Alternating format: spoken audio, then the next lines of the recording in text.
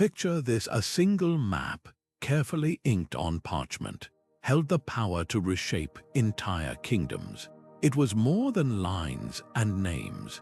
It was a weapon, a deception that rewrote borders and redirected the fate of 3 medieval realms. And the most shocking part, the man who drew it might have known exactly what he was doing. This isn't just a story about geography.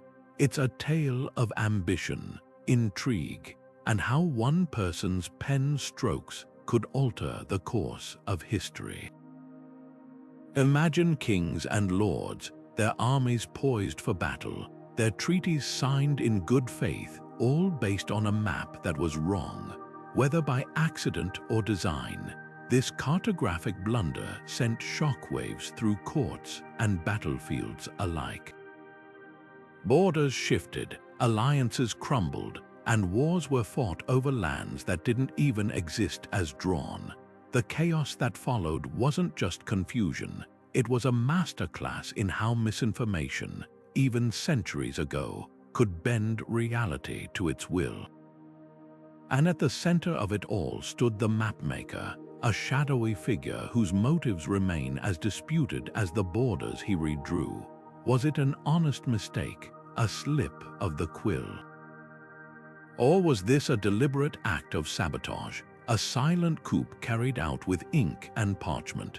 The answer lies buried in the archives of history, tangled in the politics of power and the fragility of truth.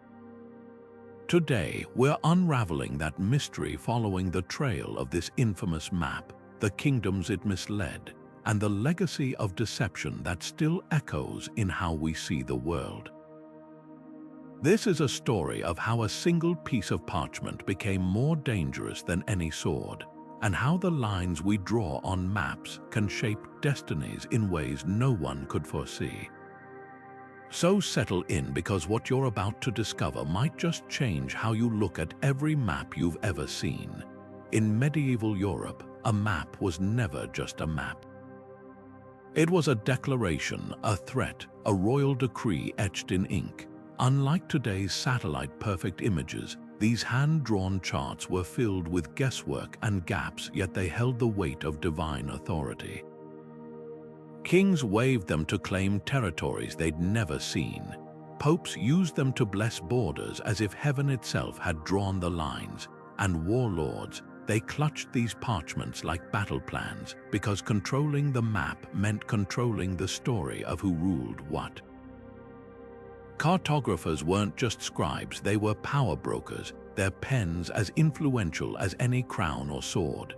Take the famous Mappa Mundi, for instance, a sprawling medieval masterpiece that placed Jerusalem at the center of the world, surrounded by mythical beasts and vague blobs labeled as kingdoms. Accuracy wasn't the point, perception was. A ruler could point to a river bend or mountain range on such a map and say, "This is mine," and who could prove otherwise? There were no drones, no surveys, just the word of the mapmaker, and the armies backing it up. The church even used maps to cement its authority, marking holy sites and pilgrim routes in ways that reinforced its grip on both faith and land.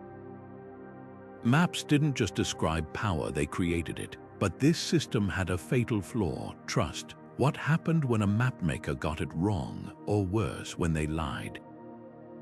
Ink dried faster than the truth could travel. A misplaced coastline here, an accidental omission of a rival's castle there, and suddenly, entire regions were plunged into disputes that could last generations.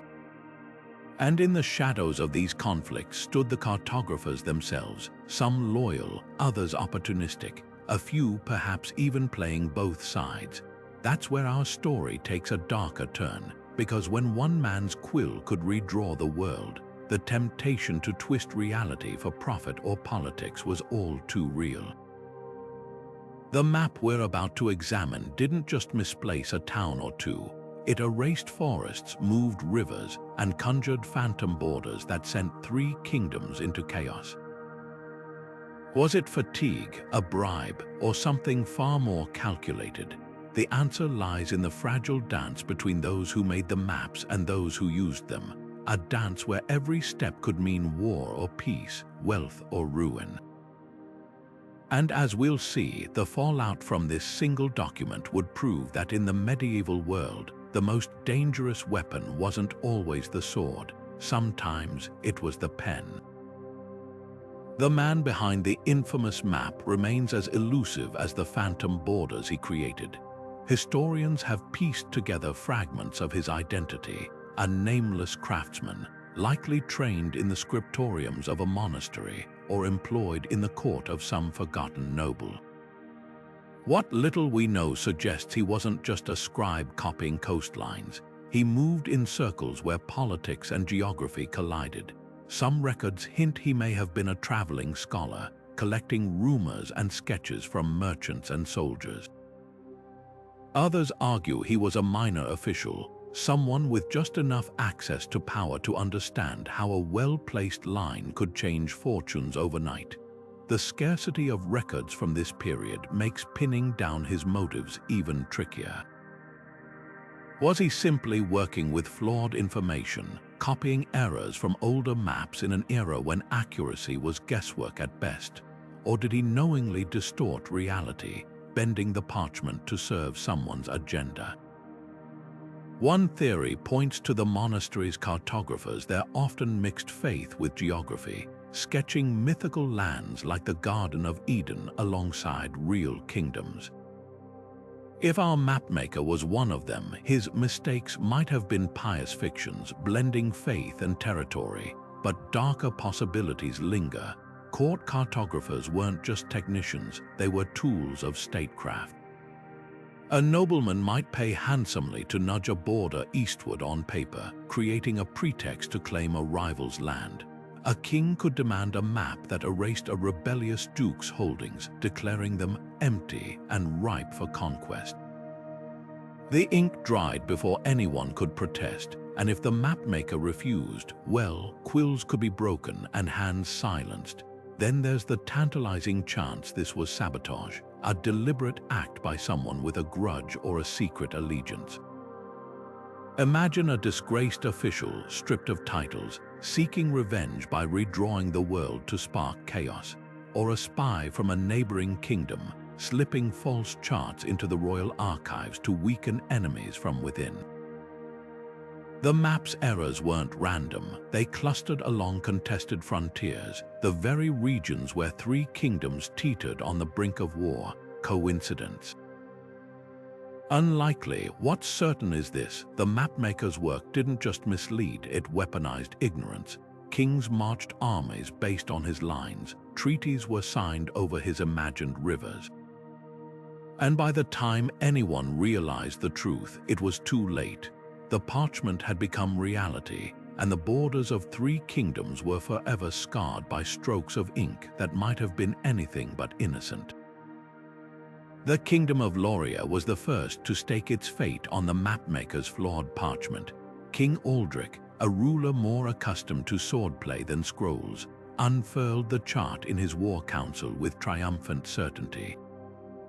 Here, in bold ink, was proof that the fertile valley of Verest, long disputed with the neighboring duchy of Moravia, lay squarely within Lorian borders.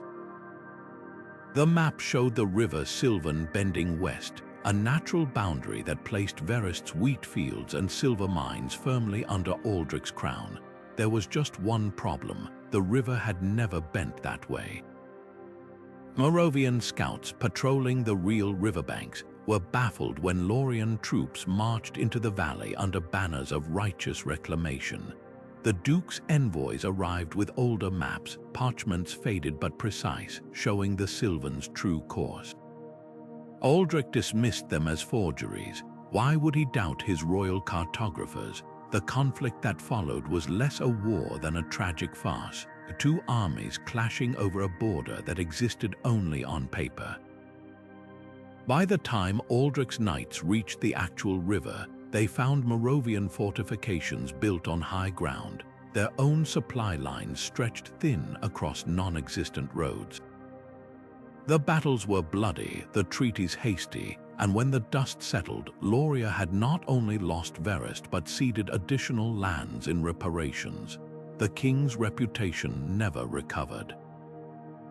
Chroniclers wrote of Aldrich's folly in trusting the liar's parchment, while Moravian minstrels sang ballads of the duke who outmaneuvered a kingdom without drawing his sword. But the deeper damage was to Loria's credibility. Neighboring realms, once wary of its strength, now saw an easy mark. Trade routes shifted away, wary merchants fearing disputes over phantom borders. Even Aldrich's allies began demanding not just oaths but freshly surveyed maps, a humiliation for a monarch who'd once commanded unchallenged authority. Yet the greatest twist came decades later when scholars comparing archives found a curious detail. The original flawed map had been commissioned not by Aldrich, but by a Lorian nobleman with ties to Moravia. Was this an oversight or sabotage from within? The answer died with the mapmaker, but for the Second Kingdom caught in this web, the consequences would be far darker. Because while Loria lost land and face, the Kingdom of Voltoria would nearly lose its throne. Voltoria's downfall began with a handshake, when King Edric signed the Treaty of Greyrock with his longtime ally, the Principality of Selmire. He believed he was securing peace and a sliver of land marked on the map as the Blackthorn Forest. The parchment showed the forest as a narrow strip, easily governed, rich in timber and game. But when Selmirian surveyors arrived, they found not a forest, but a vast, unmapped wilderness stretching twice the width depicted. Worse, the empty lands Voltoria had casually traded away included the only pass through the Ironspike Mountains, a vital trade route Selmire now controlled. Overnight, Voltoria's economy unraveled. Caravans that once paid tolls to Edric's coffers now diverted through Selmire. Merchants, taxed twice at the disputed border, abandoned the kingdom altogether. The royal treasury, already strained by years of drought, bled silver like an open wound. And then came the betrayal. Selmire, emboldened by its newfound leverage, revoked the treaty entirely, claiming the original map proved Voltoria had tried to cheat them. By the time Edric's scholars dug up older charts proving the error, Selmirian troops had already fortified the pass, but the map's poison spread further. To the east, the Duchy of Arden, sensing weakness, revived an ancient claim to Voltoria's coastal cities, a claim backed by yet another flawed chart from the same mysterious cartographer. This one erased a chain of coastal islands, making Arden's ports appear closer to Voltoria's shores than they truly were. When Arden's navy appeared off Cape Vane, locals were stunned. The invasion fleet was barely a day's sail from their docks, yet no watchtowers had been built there. The map had labeled the area as open sea. The chaos reached its peak when Edric's own lords turned against him. Taxes from lost trade routes meant higher levies on their lands, and whispers spread that the king couldn't even defend his own borders. When the Duke of Harrogate produced a private map, one that suspiciously matched the royal cartographer's errors, declaring his lands exempt from crown rule, the realm fractured. Harvests rotted in fields as farmers feared venturing into disputed territories. Bandits thrived in the unmapped gaps between patrol routes. Within 5 years, Voltoria shrank to a third of its former size, its survival hanging on a thread. Yet the cruelest irony lay in the archives. Decades later, a scribe found a letter tucked between two moldering ledgers, a desperate note from Edric's own mapmaker, written shortly before his disappearance. The lines blur. It read, "I draw what they demand, not what exists." Was he coerced, bribed, or simply overruled by lords who preferred convenient fictions to inconvenient truths? The answer died with him, but for the Third Kingdom in this twisted tale, the lesson was clear. In a world where maps were power, trusting the wrong one could cost a crown. While Loria and Voltoria crumbled under the weight of the mapmaker's deception, The Third Kingdom, Eisenmer, never asked for any of it. Nestled between mountains and sea, Eisenmer had long been a neutral hub of trade and scholarship until the flawed parchment turned its quiet prosperity into a battleground. The trouble began when a Lorian envoy, desperate to justify his king's dwindling territory, produced the infamous map during peace talks. There, in faded ink, was a jagged line labeling Eisenmer's eastern hills as part of Loria's ancestral lands. No one had ever disputed this before, least of all Eisenmer's Council of Elders, who now found themselves accused of squatting on another kingdom's soil. The man who saw the disaster coming was Elias of Thornbrook, Eisenmer's chief archivist. A scholar with a knack for spotting forgeries, he rushed to the royal library, unrolling centuries-old land grants and surveys. The evidence was overwhelming. The hills had always belonged to Eisenmer, but when he presented his findings to the Lorian delegation, they scoffed. "Your parchments are outdated," their captain sneered, tapping the disputed map.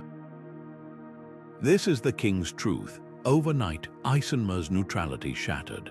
Merchants found their caravans seized at makeshift Lorian checkpoints. Farmers were taxed twice, once by their own crown, once by Loria's opportunistic tax collectors. And when Eisenmer's queen protested, Lorian troops marched in, citing the map as their divine right.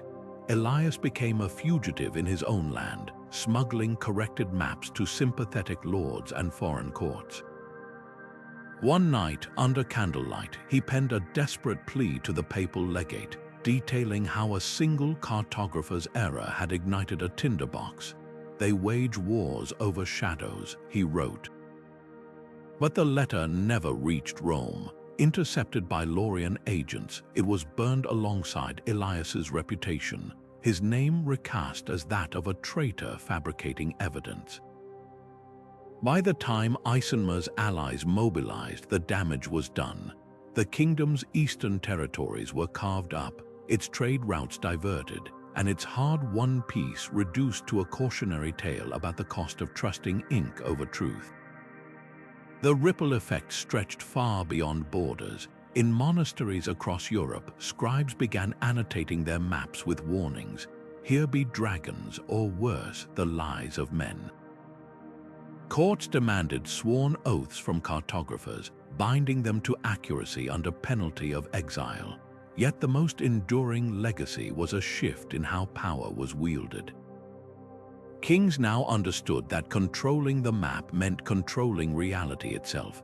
They hired their own surveyors, not to document the world, but to design it, crafting borders that justified conquests before the first arrow was loosed.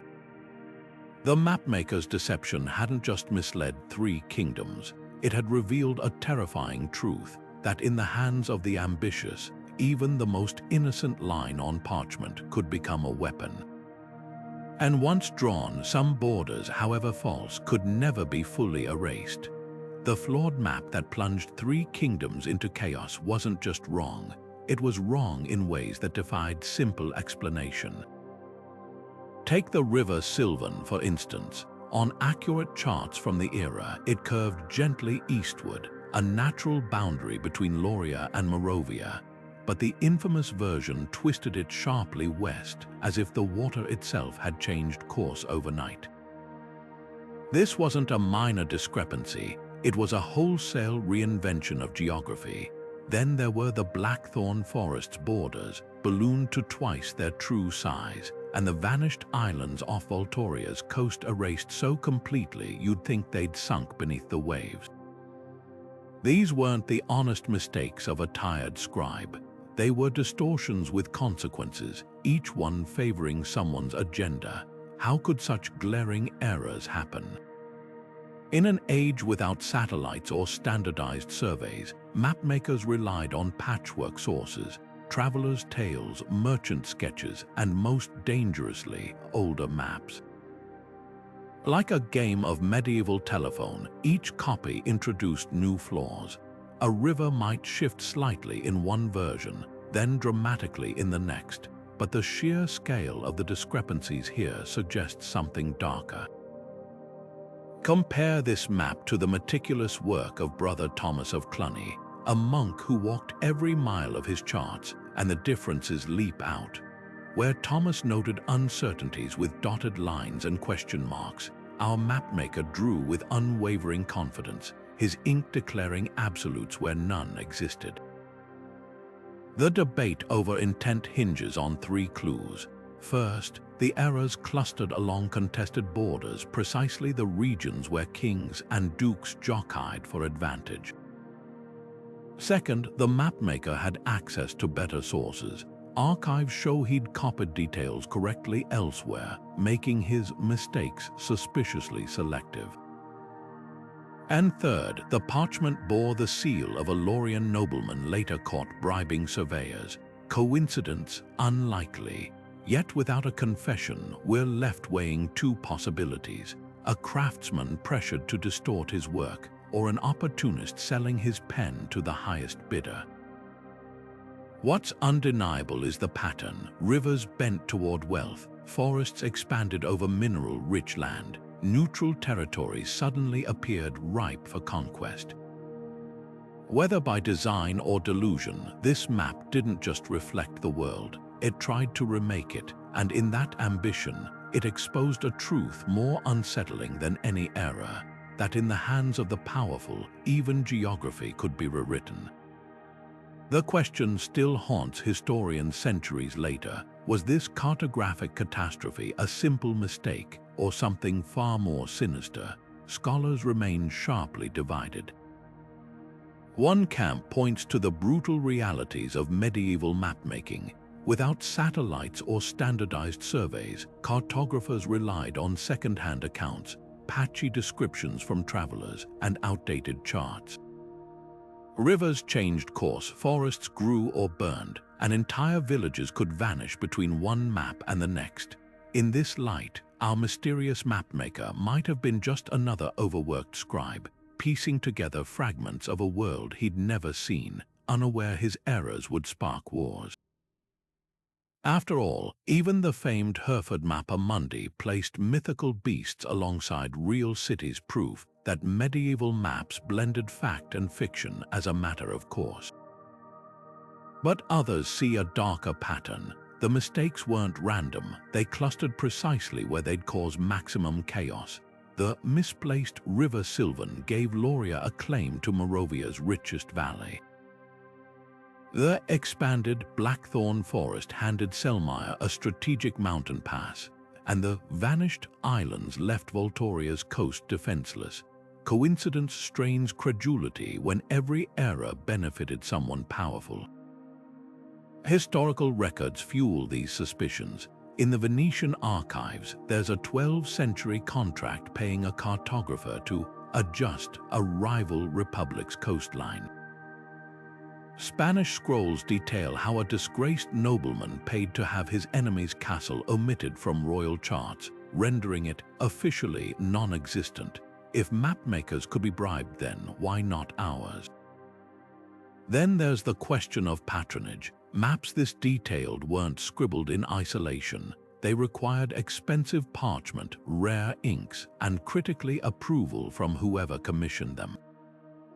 The infamous chart bore faint traces of a noble house's seal, one with ties to both Loria's court and Moravia's ducal family.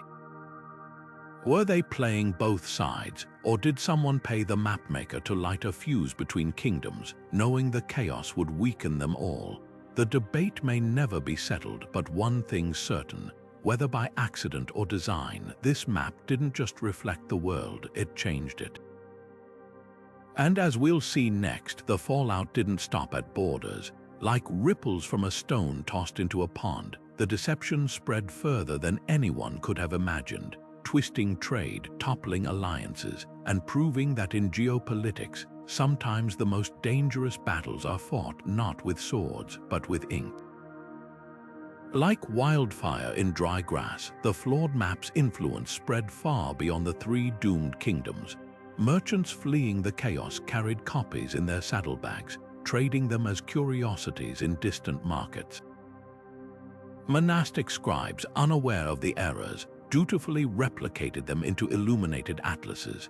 Soon, courts from the Baltic to the Mediterranean were unrolling versions of the same poisonous parchment, each iteration more distorted than the last. In the free city of Novgorod, a fur merchant's copy showed the river Sylvan emptying into the wrong sea. A Parisian scholar's edition misplaced the Blackthorn forest entirely, scribbling it over a mountain range that didn't exist. The errors weren't just spreading, they were mutating, taking on lives of their own. For some realms, the map was a joke. The Venetian Doge reportedly laughed as his cartographers pointed out the absurdities, tossing it aside as the work of a drunkard.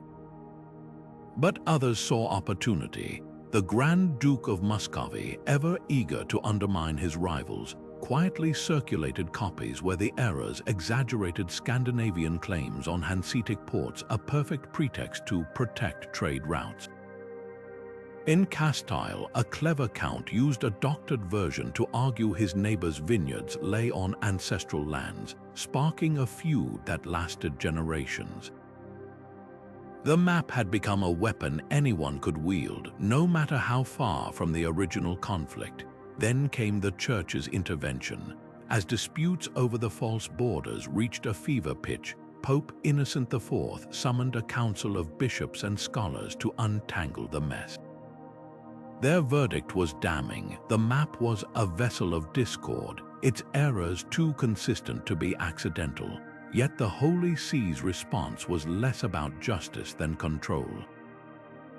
Declaring all borders subject to divine scrutiny, the Church positioned itself as the ultimate arbiter of territorial claims for a price. Kingdoms now had to submit their maps for papal approval, paying hefty fees for the privilege. Overnight, cartography became a sacred act, with monks trained as surveyors of God to prevent further forgeries. But the damage was irreversible. In taverns and trading posts across Europe, a new phrase entered the lexicon: as true as a Lorian map. It meant a lie so bold, so audacious, that reality bent to accommodate it. And for those who understood power, that was the real lesson. Because if a single mapmaker could redraw the world with ink and imagination, what stopped anyone else from doing the same? The answer, as the next century would prove, was nothing at all. When the flawed map reached the Vatican, it didn't just land on a desk, it ignited a holy crisis. For centuries, the Church had positioned itself as the ultimate authority on truth, from scripture to science. Maps were no exception. Papal bulls had divided continents between empires, and bishops routinely blessed boundary stones. But this chart was different. It wasn't just wrong, it threatened to upend the delicate balance of power the Church had spent generations brokering. When Cardinal Rixai of Bologna unfurled it before the papal court, murmurs spread through the halls.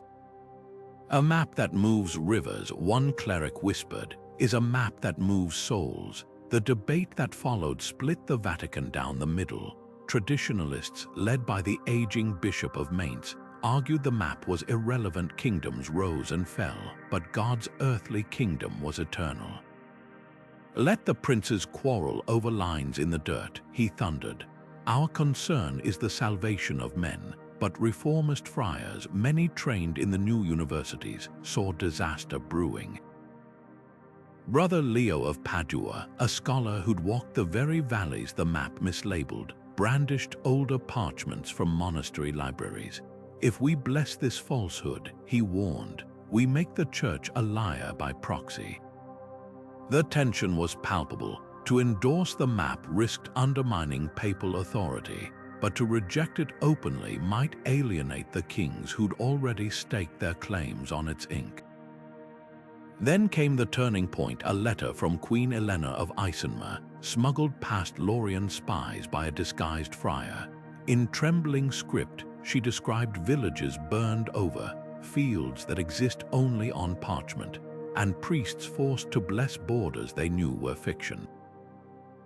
The plea struck a chord with Pope Urban IV. a former lawyer who understood how lies in ink could become truths in stone.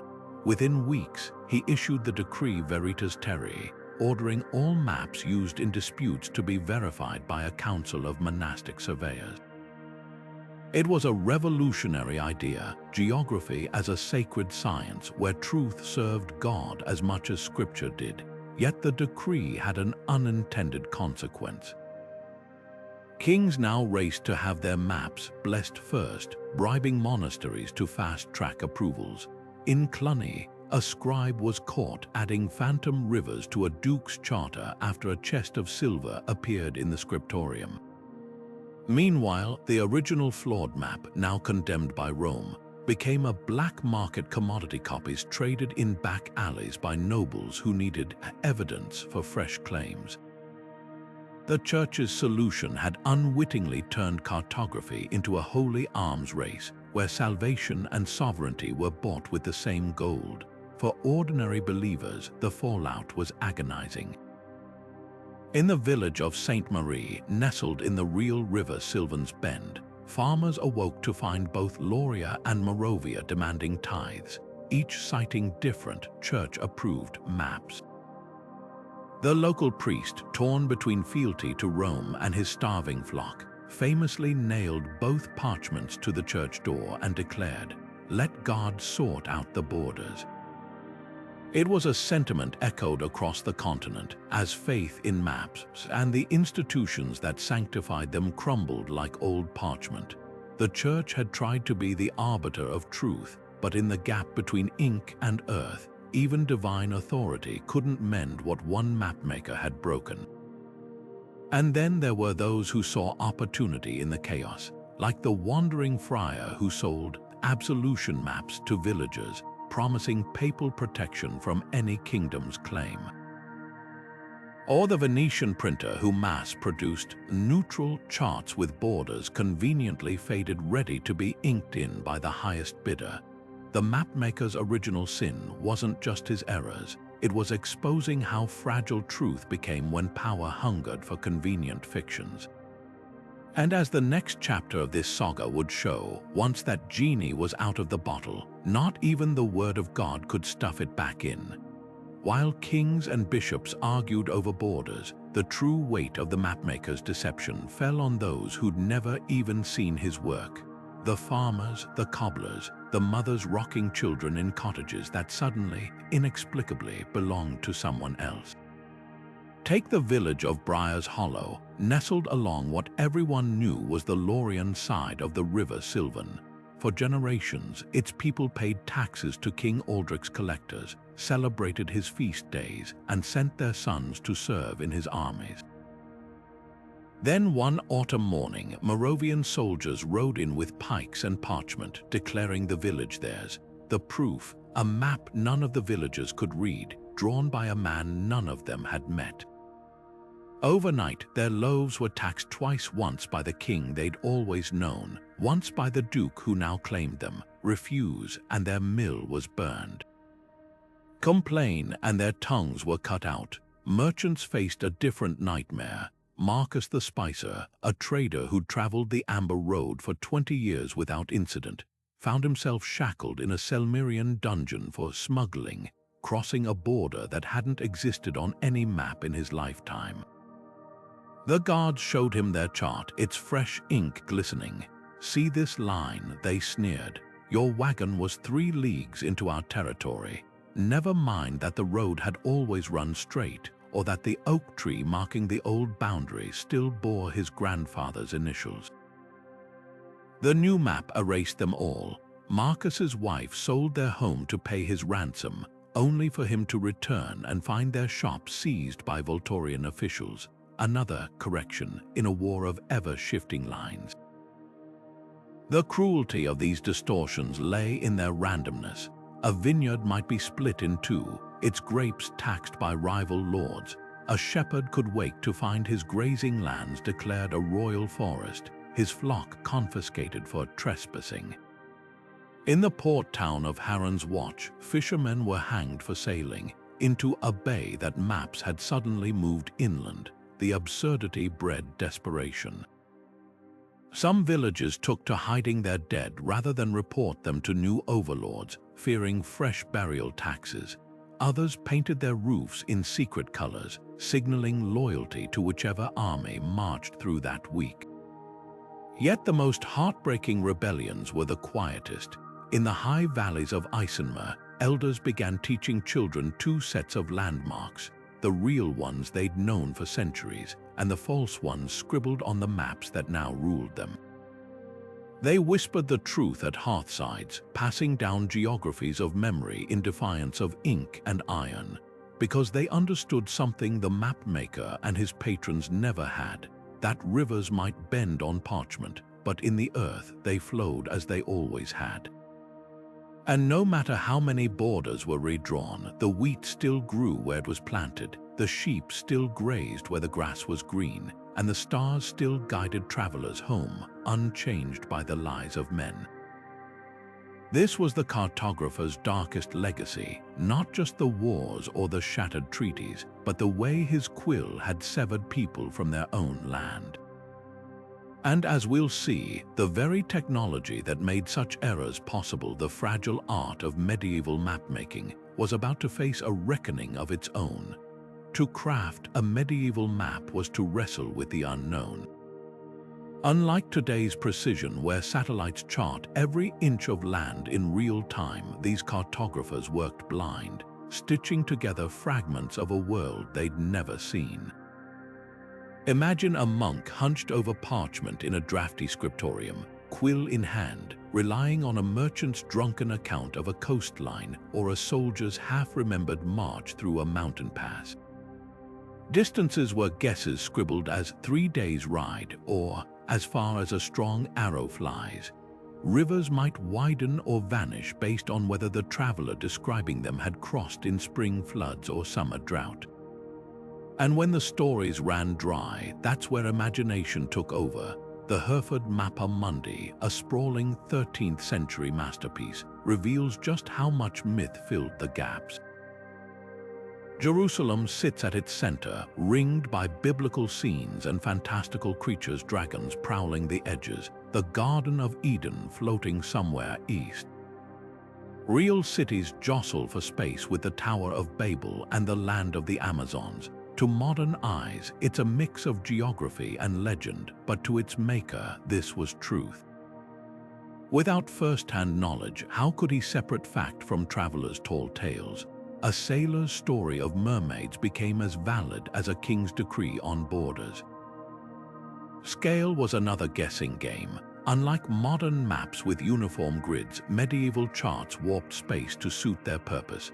A town with a revered saint's relic might loom larger than a neighboring capital. Trade routes stretched or shrank depending on which patron paid the cartographer's fee. And when two sources disagreed, the more prestigious one won, even if it was wrong. A king's scribe could override a farmer's lifelong knowledge of his own fields with a stroke of the pen, but the most perilous gaps were the blank ones. Empty spaces on parchment weren't just unknowns, they were invitations. Nobles saw them as unclaimed lands ripe for conquest. The church labeled them heathen territories awaiting conversion. And mapmakers, under pressure to fill every inch, often cobbled together rumors to avoid admitting ignorance. A single phrase like, "Here be dragons," could mask the absence of real knowledge or justify an army's march into uncharted wilderness. Then came the moment the error unraveled. It started with a dispute over a bridge. A Lorian tax collector sent to a village near the Sylvan's Bend found Moravian flags already flying. Both sides brandished their maps, but when a local friar led them to the riverbank with a centuries-old land grant carved into a standing stone, the truth was undeniable. The river had never moved, the maps were wrong. Word spread to other villages, then to the courts. Scholars dug through dusty archives, comparing charts until a pattern emerged, not just mistakes, but a web of distortions too convenient to be accidents. The revelation sent shockwaves through a world that had treated maps as gospel. If this parchment could lie what others might, kings ordered fresh surveys, only to find their treasured charts riddled with fictions. A duke's ancestral forest turned out to be a sheep pasture. A strategic pass guarding the realm was a shallow ditch. The mapmaker's craft, once revered, now faced scrutiny. Because in an age where ink could reshape reality, the greatest danger wasn't the unknown, it was the certainty of men who claimed to know. The truth might have stayed buried forever if not for a single voice in the wilderness, Brother Anselm of the Abbey of St. Gall, a monk whose sharp eyes and sharper tongue made him the unlikeliest of whistleblowers. While others copied maps in candlelit scriptoria, Anselm traveled, walking the very lands his peers only sketched from rumor. He'd measured riverbanks with knotted ropes, counted paces between villages, and even charted the stars to correct latitude errors. So when a merchant brought the infamous map to his scriptorium, Anselm's quill froze mid-stroke. The river bends were wrong, the mountain passes were misplaced. The more he compared it to his own surveys, the clearer it became. This wasn't just flawed, it was fabrication, but exposing it meant risking everything. Maps were political instruments, and their makers protected by powerful patrons. Anselm's first attempt to alert his abbot was met with nervous dismissal. The Duke's herald delivered this himself, the abbot whispered, clutching his rosary. To call it false is to call the Duke a liar. Undeterred, Anselm penned letters to other monasteries, only to watch them go unanswered. Then came the midnight visit, a hooded figure slipping into his cell, warning that certain lords took a dim view of monks who stirred discord over scribbles. The threat was clear, but Anselm had one weapon left, the public square. At the next market day in Constance, he did the unthinkable. Before a crowd of merchants and farmers, he unrolled both maps, the flawed one and his own, side by side on the cobblestones. "You who have crossed the Sylvan 100 times," he shouted. "Does it bend west here or east?" The crowd murmured. A miller stepped forward, tracing the real river's path with his calloused finger. "That's no more the Sylvan than I'm the Pope," he scoffed. By dusk, copies of Anselm's corrected chart were circulating in taverns, and by week's end, they'd reached the courts. The backlash was swift. Lorian officials declared Anselm's work heresy against the crown, burning his maps in the town square. Moravia, sensing advantage, smuggled him across the border to testify before their duke, only to abandon him when political winds shifted. Even his own order, fearing reprisals, stripped him of his quill and parchment, confining him to copying psalms in silence. Yet the genie was out of the bottle. Village by village, people began comparing Anselm's truth to the lies they'd lived under. A weaver in Briar's Hollow stitched his corrected river onto her tapestries. A minstrel composed ballads about the monk who moved mountains back. The establishment's final insult came when the papal legate, pressured to quell the unrest, declared both maps equally valid in the eyes of God.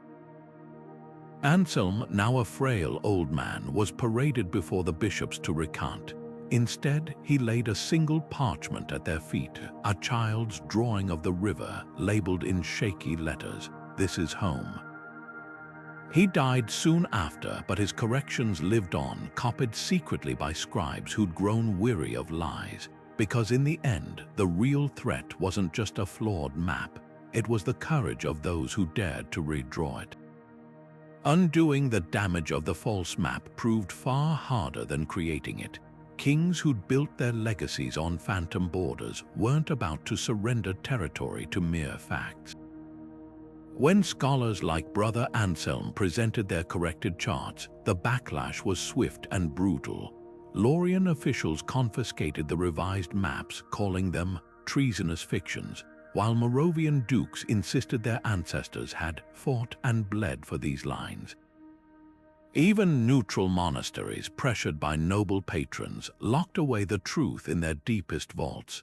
Updating a map wasn't just about geography, It meant rewriting history itself, and those who'd profited from the lies fought tooth and nail to keep their gains. The treaty revisions became a bureaucratic nightmare. Delegates spent years arguing over which version of reality to honor, the one inked on disputed parchments or the one etched into the land by farmers' plows and shepherds' trails. In Voltoria, scribes uncovered a particularly bitter irony. The corrected borders meant returning the strategic mountain pass to Selmire, but in the decades since the original era, Voltorian settlers had built entire villages there. Were these families now foreigners in their own homes? The debate dragged on until winter snows cut off the pass, leaving both kingdoms taxing the same traders at either end. Some corrections sparked fresh conflicts. When Eisenmer's elders finally reclaimed their eastern hills using archival land grants, they found Lorian veterans who'd been granted those lands as rewards for military service. These soldiers, many with children born on the soil, refused to leave. The result was a bloody standoff. Neither kingdom's court had anticipated proof that even rightful borders, once enforced, could create wounds no map could heal. Meanwhile, opportunistic neighbors seized on the chaos. The Duchy of Arden, caught falsifying its own coastal charts in the scandal's aftermath, pivoted to a new strategy, declaring that since all maps are flawed, ancestral oral traditions should determine boundaries. Their sudden interest in grandmothers' stories about where the old fishing nets were cast conveniently placed rich pearl beds under Arden's control. Yet the most enduring impact was on history itself. Chroniclers who'd once documented wars and treaties now faced an existential dilemma: which version of events to record. A Lorian scribe might describe King Aldric's valiant defense of the realm, while a Moravian account called it invasion based on fraudulent charts. Monasteries began keeping dual records, one for public consumption, aligning with their patrons' claims, and a secret, true copy hidden between biblical commentaries. This dual narrative plagued historians for centuries. Even today, archives contain conflicting land deeds from the same year, some bearing the same royal seal but different borders. Untangling which maps were honest mistakes, which were deliberate deceptions, and which were later forgeries became a scholarly minefield. Modern cartographers still grapple with the scandal's legacy. Satellite imagery may have eliminated blank spaces on our maps, but the temptation to bend reality persists, whether in gerrymandered voting districts or the selective labeling of disputed territories.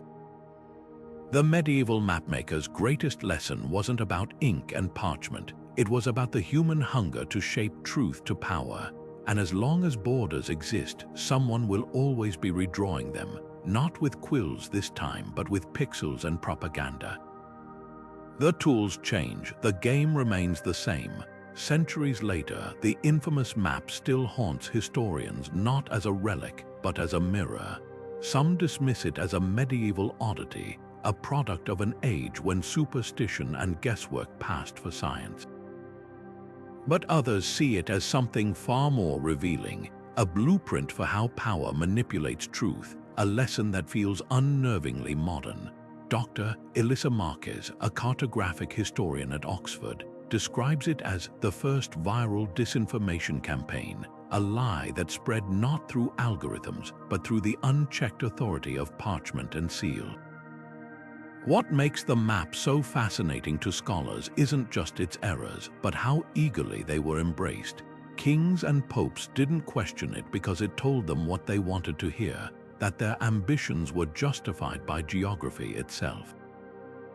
The physical map likely crumbled to dust long ago, but its copies linger like ghosts.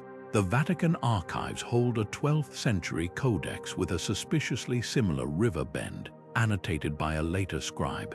Here begins the great deceit.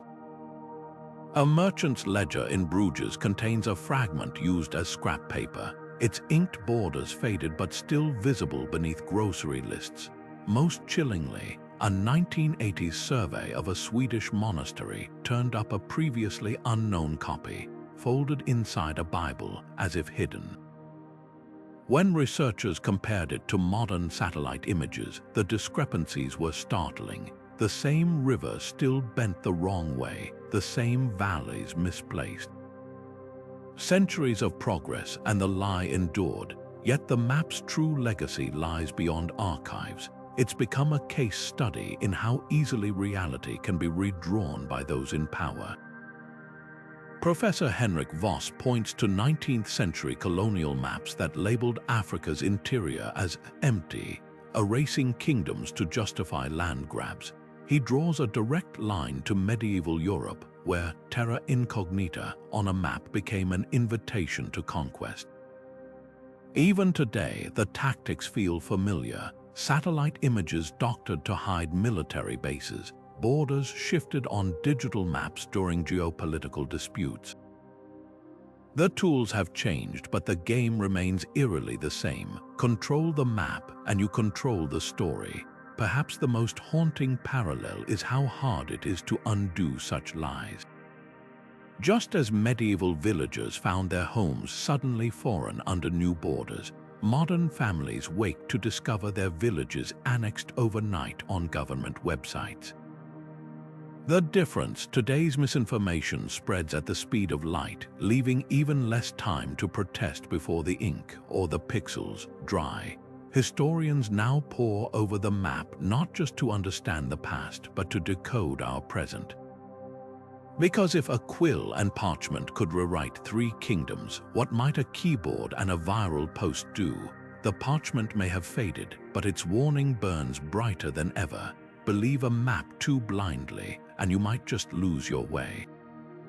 The medieval mapmaker's deception feels eerily familiar in our age of viral misinformation.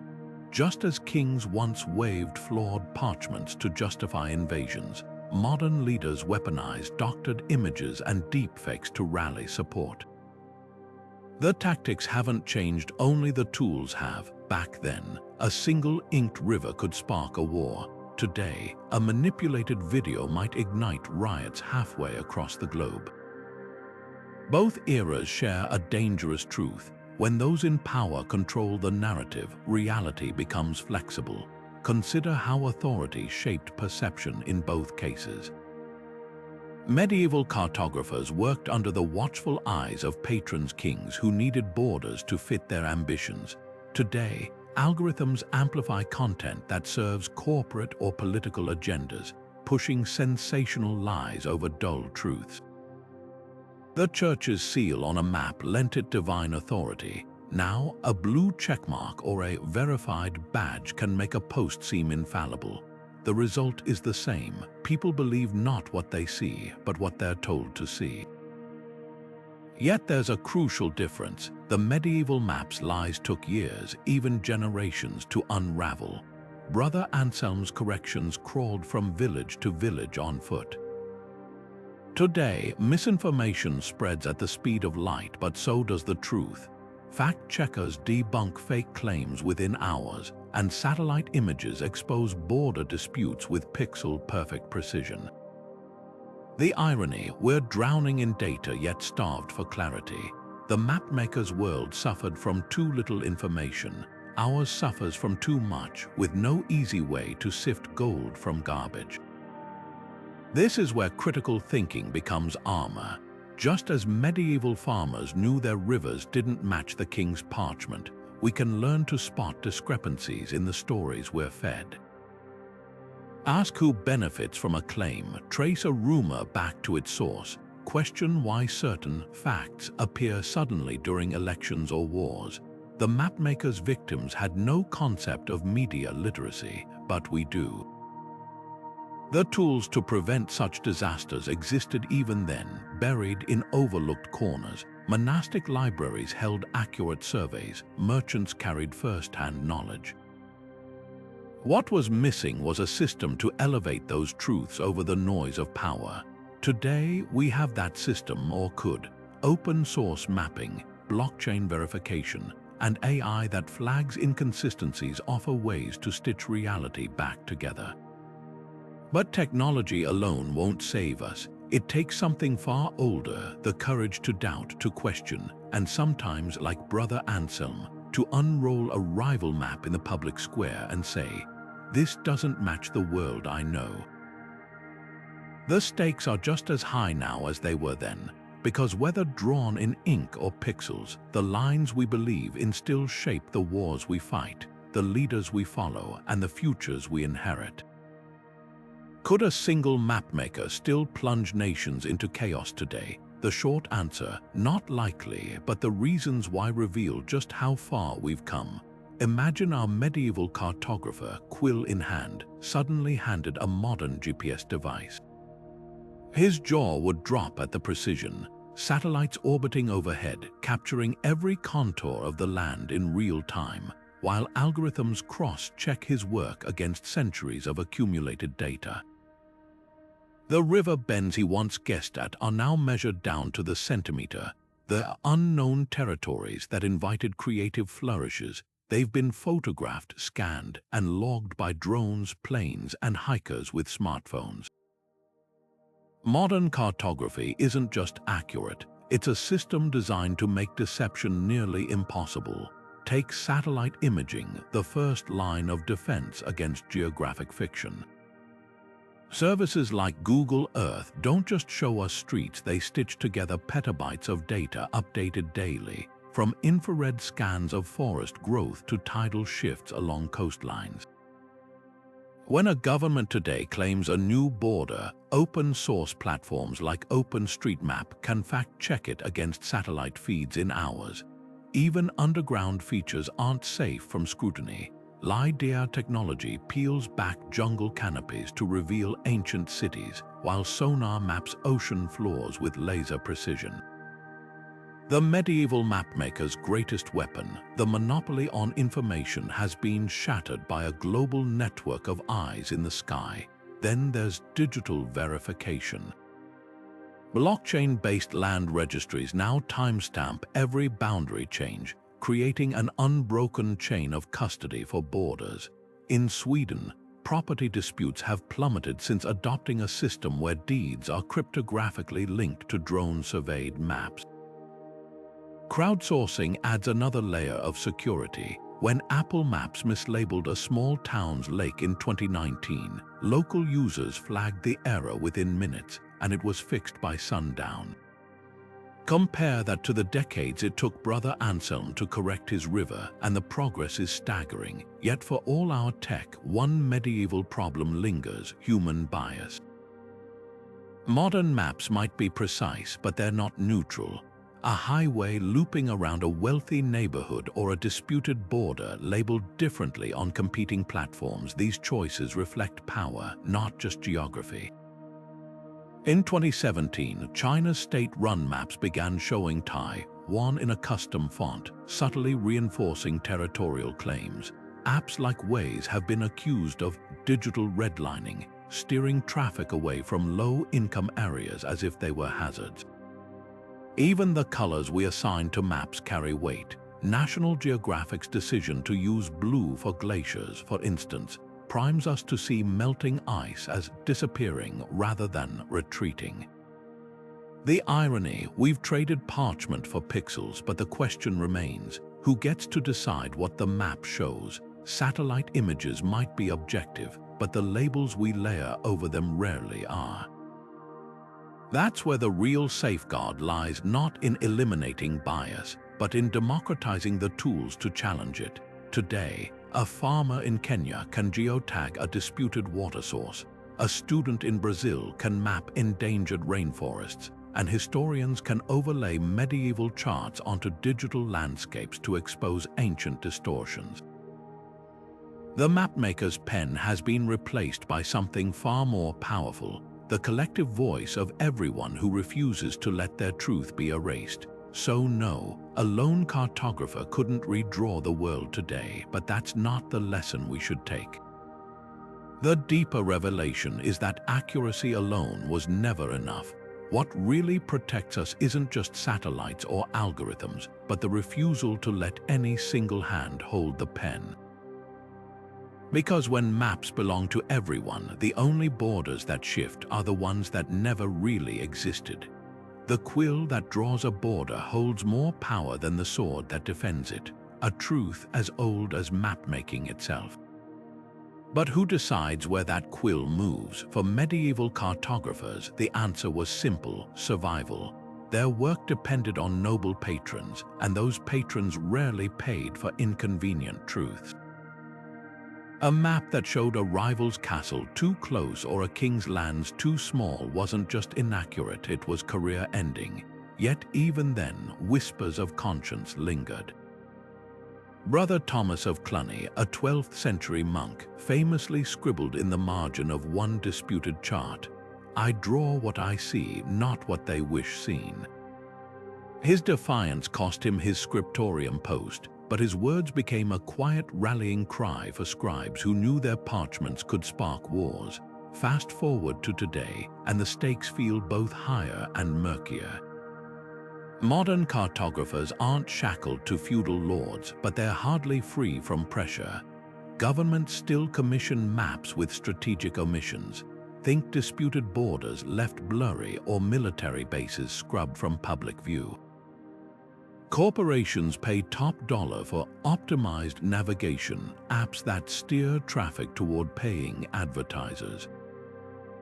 Even academic cartographers face dilemmas. Should a map of ancestral lands honor colonial names or indigenous ones? The tools have changed, but the core question remains: is a map a mirror of reality or a tool to reshape it? The medieval mapmaker's worst sin wasn't his errors, it was his silence. He knew the river Sylvan didn't bend west, yet he inked the lie anyway. Today, that silence takes subtler forms.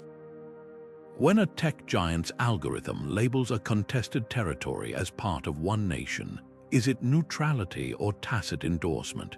When a climate map softens the edges of a melting glacier to avoid alarmism, who benefits?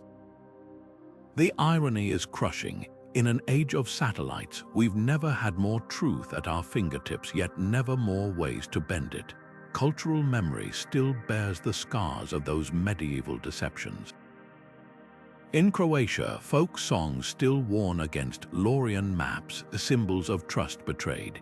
In Iceland, archaeologists found a 14th-century farmstead abandoned mid-meal, its owners likely fleeing a tax collector armed with false boundaries.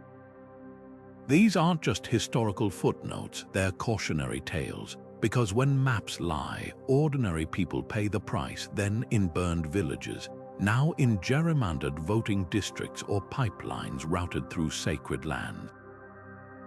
The flawed parchment's darkest legacy might be this: it proved how easily reality could be redrawn, not with weapons but with consensus. Once enough people believed the river Sylvan bent west, protesting became heresy. Today's misinformation wars play out the same script, just replace parchment with pixels. Yet there's hope in the rebels, the monk who smuggled truth-telling charts, the modern open-source mappers who crowd-correct borders, the teachers who show kids how to question the lines they're told are sacred. Because the antidote to a lying map isn't just a truthful one, it's the courage to call out the lie, no matter who holds the quill. Maps don't just chart land, they haunt it. Long after the flawed parchment crumbled, its ghosts lingered in songs sung over hearths and tales whispered at crossroads. Take the ballad of the Sylvan sorrow, still hummed in Lorian valleys centuries later. It tells of a fisherman's daughter who drowns trying to cross a river that moved in the night, her body lost between the real bank and the one inked on the king's map. The refrain, "The water knew the truth, but the crown wouldn't listen," it isn't just poetry. It's a coded indictment of authority, a way to keep the scandal alive when speaking openly meant punishment. In the Blackthorn region, children played a game called Border Ghosts, chasing each other across imaginary lines drawn in the dirt. The rules were simple: If you stepped on a false border, you became a phantom, cursed to wander until someone else took your place. Parents pretended it was just fun, but the lesson was clear: borders could be arbitrary, and trusting them blindly might leave you trapped. Even the landscape itself seemed to conspire in the myth-making. A crooked oak near Briar's Hollow, blamed for luring Moravian soldiers astray, was said to bleed sap when struck. Pilgrims left ribbons on its branches, praying it would guide them to real paths, not the ones on parchment. The stories took darker turns where the map's errors had cost lives. In Voltoria, a folktale warned of the Cartographer's curse, a spectre who appeared to lost travelers, offering a map that led them deeper into the wilderness. "Follow the lines," the ghost would whisper, "and you'll never find home again." The tale mirrored real suffering, families who'd starved after planting crops on land the map called fertile, only to find barren rock. These weren't just ghost stories, they were collective memory, a way to process betrayal by the very tools meant to protect them. What's striking is how these legends flipped the mapmaker's power. In life, he'd bent reality with ink. In folklore, he became a cautionary fool. One Eisenmer yarn features a boastful cartographer who tries to fix a mountain by drawing it taller, only for the real peak to collapse on him, burying his lies under rubble. Another tells of a king who orders a map so vast it blankets the kingdom, suffocating villages under its weight until children tear it apart to let the land breathe. The message, truth, like rivers, always finds its course. Modern parallels hide in plain sight.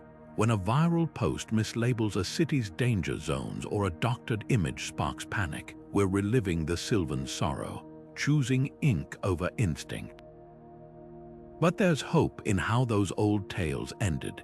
The fisherman's daughter, in some versions, she rises as a water spirit, guiding travelers to safe crossings.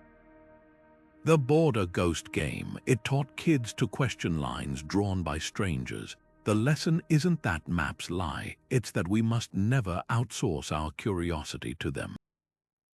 After all, the most truthful map isn't the one that claims perfection. It's the one that leaves room for doubt.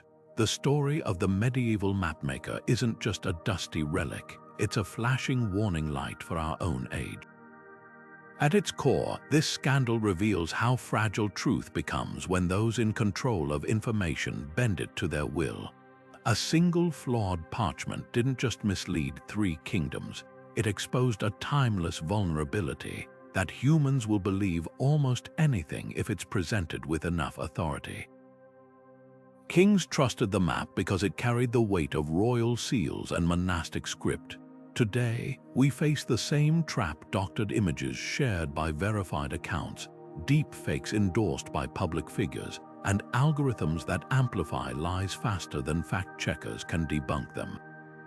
The tools have evolved, but the psychology remains unchanged. Visuals hold a unique power to bypass skepticism.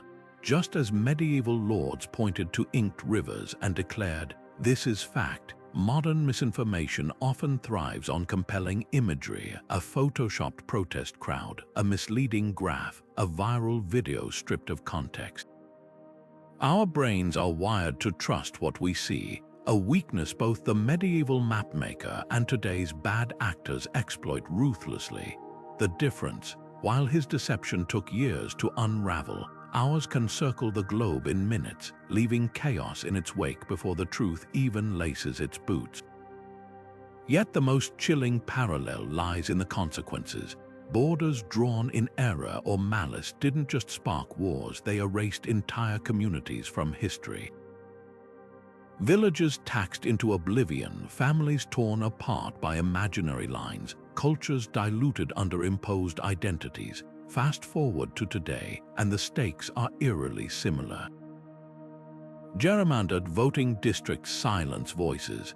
Social media algorithms radicalize by reinforcing tribal borders. Even climate change denial often hinges on cherry-picked maps of temperature data, shaping policies that could alter coastlines forever. The parchment may have become pixels, but the collateral damage remains heartbreakingly human. This is where media literacy becomes our modern-day quill. Just as Brother Anselm taught villagers to measure rivers with their own steps, we can learn to trace information back to its source. Check the scale on that viral infographic. Ask who funded the study behind a sensational headline. Notice when a map of public opinion only surveys certain demographics. The goal isn't cynicism, it's the kind of healthy skepticism that medieval peasants applied when they whispered, "The river never flowed that way before." History's real lesson isn't about maps at all. It's about the systems we create to safeguard truth. The medieval world lacked checks and balances. Today, we have fact-checking networks, open-source investigations, and citizen journalists holding power accountable. But systems only work if people demand transparency. Imagine if Lorian peasants had access to satellite images, or if today's voters treated polished infographics with the same scrutiny as a monk comparing parchments. The broader historical context offers both caution and hope. From the propaganda maps of empire builders to the forged charts used in land grabs, every era has its version of the mapmaker's deception. But every era also has its truth-tellers, the scribes who smuggled accurate surveys, the journalists who risk everything to expose manipulated data. Their legacy reminds us that while lies may redraw borders temporarily, truth has a way of weathering the storm. The parchment fades, the land remains, and in the end, reality always wins, but only if we're brave enough to insist on seeing it clearly. The medieval mapmaker's deception wasn't an isolated incident. It was part of a centuries-long tradition of cartographic chaos. Take the infamous Island of California myth, a blunder that persisted for over 200 years. Starting in the 16th century, European explorers mistook the Baja California Peninsula for an island, thanks to garbled reports and wishful thinking. Mapmakers eagerly copied the error, adding sea monsters and decorative ships to fill the fictional strait. By the time Spanish missionaries like Eusebio Kino proved California was firmly attached to the mainland in the 1700s, the myth was so entrenched that some navigators refused to believe the truth. The consequences were more than just embarrassment. Settlers wasted fortunes searching for non-existent harbors, and treaties were drafted around imaginary coastlines, leaving real communities in legal limbo. Then there's the case of the Mountains of Kong, a phantom mountain range that stretched across West Africa on maps from the 1700s to the late 19th century. British cartographer James Rennell first sketched them based on vague traveler accounts, and for generations, no one questioned their existence. Explorers like Mungo Park died trying to find passes through these fictional peaks, while colonial powers used the range to justify arbitrary borders that still spark conflicts today. The mountains only vanished from maps when French surveyors marched across the region with sextants and notebooks, proving the land was flat as a griddle. Even the 20th century wasn't immune. During World War II, British intelligence created an entire fake town on Nazi maps. Operation Mincemeat dropped misleading charts on a corpse disguised as a drowned officer, tricking Germany into diverting troops to defend a non-existent Greek coastline. The ruse worked because the Nazis, like medieval kings, trusted the authority of paper over reality. These aren't just amusing anecdotes, they're proof of a pattern. Whether through honest mistakes, political scheming, or outright fraud, maps have always been as much about power as geography. The difference now, we've traded parchment for satellites, but the stakes haven't changed. Which brings us to your burning questions, because if there's one thing history teaches us, it's that every map hides a story, and every line begs to be questioned. You might be wondering, how often did these cartographic catastrophes actually happen? The answer is far more than you'd think. Medieval Europe was littered with phantom islands, mislabeled mountain ranges, and borders that existed only in some noble's imagination. Take the case of St. Brendan's Island, a mythical Atlantic paradise that appeared on maps for over 1,000 years, despite no sailor ever landing there. Or the infamous Dragon's Tail, a landmass early cartographers tacked onto southern Africa, stretching it eastward to make the continent fit their theological beliefs. These weren't one-off errors, they were symptoms of an entire system where maps served storytelling as much as navigation. But the real shocker, some of these mistakes were anything but accidental. Maps have been propaganda tools since the first king realized he could claim a forest by drawing it inside his borders. Venetian merchants deliberately skewed trade route maps to hide lucrative paths from rivals. Spanish conquistadors sent back charts exaggerating gold-rich regions to secure royal funding. Even the church got in on the act. Medieval Mappa Mundi placed Jerusalem at the center of the world, reinforcing its spiritual dominance. The most insidious part, these distortions worked because few people had the means to check them. When your only map says the enemy's castle is rightfully yours, who's going to argue? That brings us to a viewer question we've all thought. Could this still happen today? On the surface, no. Satellites don't lie, but dig deeper and you'll find modern equivalents. Ever notice how disputed borders look different on Google Maps depending on which country you're accessing it from? Or how real estate developers use aerial photos that accidentally omit flood zones? The medium has changed, but the game's the same. Control the map, control the narrative. Here's the twist that ties it all together. The real lesson of history's lying maps isn't about geography, it's about gatekeeping. For centuries, maps were power because they decided who got to define reality. Today, that battle's moved to algorithms and data sets. When a social media platform maps trending topics by amplifying certain voices, or a government scrubs landmarks from digital maps to erase communities, they're wielding the same old weapon, just with fancier tools. So the next time you glance at a map, whether it's parchment or pixels, remember this: every line drawn is a choice, and behind that choice, there's always someone holding the pen. What if the mapmaker had stepped forward, quill trembling, to confess his deception? Picture him standing before the king's court, unfurling a corrected parchment with rivers rerouted to their true courses, forests shrunk back to their rightful borders. Would history have pardoned him? The question isn't just about medieval ink, it's about the timeless weight of accountability. In this alternate tale, the mapmaker's redemption might have spared kingdoms bloodshed, but it wouldn't have erased the deeper lesson. Trust, once broken, leaves cracks no correction can fully mend. Imagine the Lorian farmers, their fields scorched by battles fought over lies, hearing the truth at last. Would they have thanked him or spat at his feet? The Moravian duke, his reputation tangled in the scandal, might have praised the cartographer's honesty or silenced him to save face. Accountability, even when it comes late, forces a reckoning with power. And power rarely surrenders gracefully. Yet there's a haunting parallel to our digital age. Modern creators, journalists, influencers, algorithm designers wield quills of their own, shaping realities with clicks and keystrokes. When a viral lie spreads, how many step forward to redraw it? The mapmaker's dilemma echoes in every unretracted tweet, every uncorrected headline. The difference.